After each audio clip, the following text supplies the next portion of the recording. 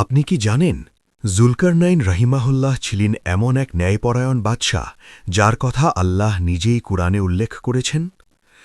জুলকারনাইনের ঘটনা এসেছে কুরআনুল কারীমের সূরা কাহাফে। অধিকাংশ আলেমদের মতে তিনি একজন ঈমানদার ও ন্যায়পরায়ণ শাসক ছিলেন। কেউ কেউ বলেন তিনি রাজা, কেউ বলেন নবী নন, কিন্তু আল্লাহ প্রিয় বান্দা। তিনি পূর্ব থেকে পশ্চিম পর্যন্ত ভ্রমণ করেছিলেন, মানুষের বিচার করতেন ন্যায় দিয়ে এবং আল্লাহ হুকুম অনুযায়ী শাসন করতেন। এক সফরে তিনি দুই পাহাড়ের মাঝখানে এক অসহায় জাতির দেখা পান। তারা অভিযোগ করল ইয়াজুজ ও মাজুজ নামের এক ভয়ঙ্কর জাতি তাদের ওপর আক্রমণ করে ধ্বংসযজ্ঞ চালায়। ইয়াজুজ ও মাজুজের কথা কুরআনেও উল্লেখ আছে। তারা ছিল অত্যন্ত শক্তিশালী ও অশান্তকারী জাতি।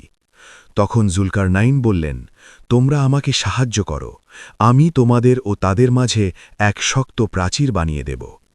তিনি লোহার বিশাল খণ্ড এনে দুই পাহাড়ের ফাঁক পূর্ণ করলেন। তারপর আগুন জ্বালিয়ে তা গলিয়ে তার ওপর গলিত তামা ঢেলে দিলেন। ফলে তৈরি হল এক অতিক্রম অযোগ্য দেয়াল। ইয়াজুজ মাজুজ সেই দেয়াল ভাঙতে পারল না, টপকাতেও পারল না। এ প্রাচীর কিয়ামতের আগে পর্যন্ত থাকবে। আল্লাহ যখন চাইবেন তখন তা ভেঙে যাবে এবং ইয়াজুজ মাজুজ আবার বের হবে, যা কিয়ামতের একটি বড় আলামত।